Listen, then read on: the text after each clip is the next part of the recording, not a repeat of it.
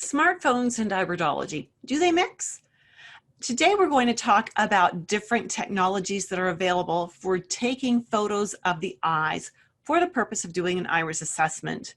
We're going to look at the pros and the cons a little bit and some of the variables that are there regardless of what kind of equipment we're using.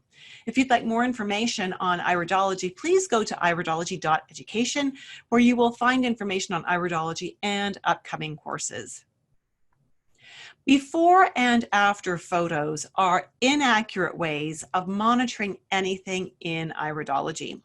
Smartphone photos are especially suspect. Oops, I kind of let the cat out of the bag there, didn't I? My name is Judith Cobb. I'm a master herbalist, natural nutrition clinical practitioner, a certified iridologist, and a certified comprehensive iridology instructor. I've been a holistic wellness practitioner for 40 years, and I've been teaching holistic wellness courses to practitioners for 35 years. You know, recently I heard someone say that smartphones have turned everyone into photographers. And while many people can and do take photos with their phones, that does not make them photographers. There are some things that smartphones and even handheld phones are not good at taking photos of. The image on the screen shows you what I'm talking about. This is exactly how the image came out of my phone. I took dozens of photos to try to get a good image, and this was the best I could do. Now, I will admit I am not a professional photographer. I am an iridologist.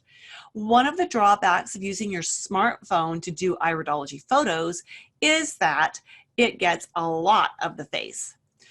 We also have the challenge that when we're doing photos with smartphones, the resolution is actually very low compared to what's available now.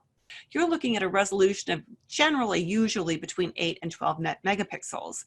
The camera has to be too far away from the face and to keep that rounded eye in focus. If you get closer, you actually go out of focus.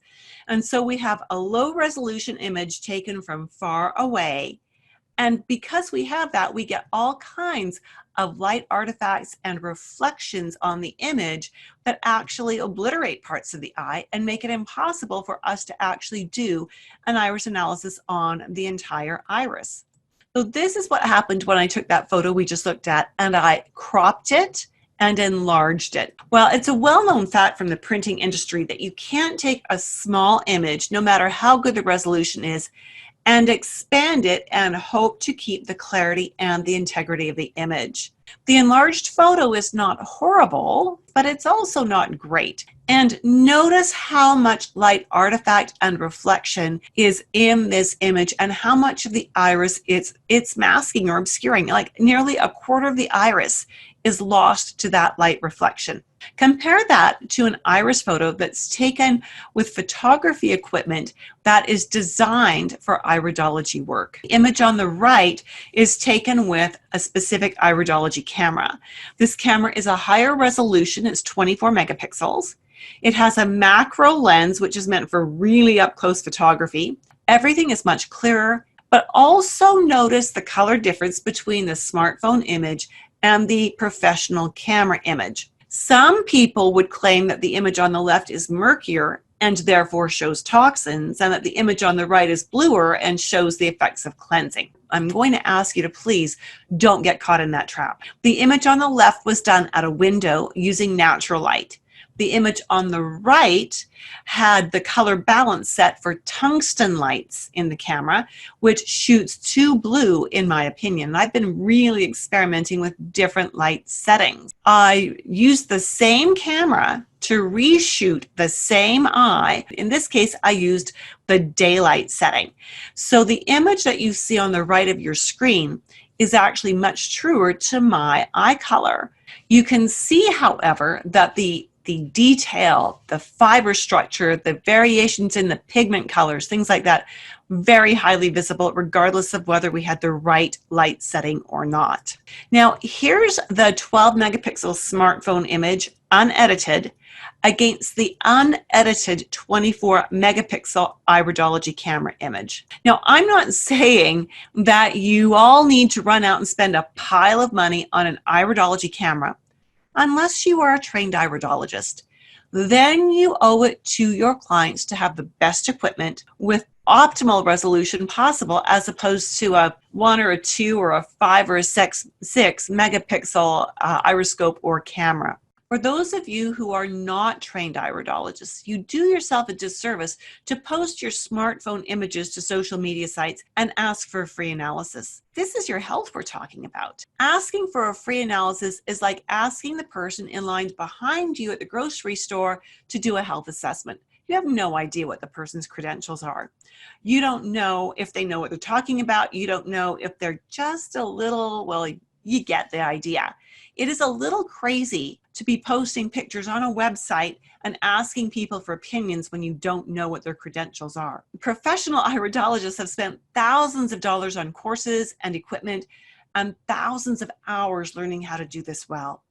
They deserve to be paid for their services. They have to pay rent, they have to buy food, right? They've got business expenses and they've got bills that they need to pay just like you do. So please respect their training. If you want a good analysis, find a professional, treat your iridologist, whether online or face-to-face, with the respect they deserve, and pay for the service you receive. Because when they give their services away for free, it actually devalues all iridology services provided by all iridologists. Okay, that's enough of a soapbox. Sorry about that. I guess I just needed to get that off my chest.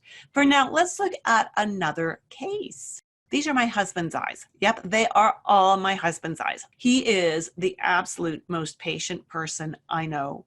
He will sit forever and let me take photos of his eyes to test out technology and options and lighting. And I'm sure by the time I'm done, he's wondering if he'll ever stop seeing bright lights in his eyes. The image on the top was done with a professional grade print film camera about 20 years ago. The image on the bottom left was done with the 20 megapixel camera set on tungsten lights, so it's too blue. The image on the bottom right was done with my smartphone 12 megapixel forward-facing camera with a daylight bulb in the room, hoping that that would give us the right lighting we needed. This image on the right is also cropped and expanded. Note the difference in quality. The professional cameras all show amazing detail and amazing clarity. The smartphone just loses it. It does not have the clarity that we need. I have never had success getting really usable iridology photos with a smartphone. So where does this leave us? Where does it leave you? Smartphone selfies are not the best option for iridology photos. But if you want to try to take photos with your smartphone, and I know you probably are going to give this a go, you need either a room that has no windows and you want the lighting to actually behind the person. So the room lighting that's on the ceiling or on the wall should be behind the person, not in front of them, because if it's above them or in front of them, it's going to give reflections on their eyes. You may need to also use a very white light pen light, like what doctors use, to illuminate the eye, because you may want to move the light around to change where it hits the eye. And you will probably need another person to actually make this all work. You also might want to try doing your photos outside on a cloudy day so that you've got somewhat bright light, but it's filtered light. Those are some options for trying to get decent selfies, but they will never be really good. Your best option really is to find a qualified iridologist in your city. Contact them first to see what type of imaging equipment they have and what training they've got. And when you're asking them about their equipment, ask about the resolution. If they've got a camera that has better than 18 megapixels, go for it. Book the appointment, pay their professional fee, and get the images done properly. I have no problem sharing digital or print versions of a client's photos that I take in the office with my clients. And I think you'll find that most professional iridologists will do that for you too. How do you find a good professional iridologist? Look on the IPA website, and their website is iridologyassn.org. It's so much better to have this type of photo done with the right equipment. You'll be so much happier with the results and with the assessment when it's been done by someone who has professional accreditation and knows what they're doing. Thanks so much for being with me.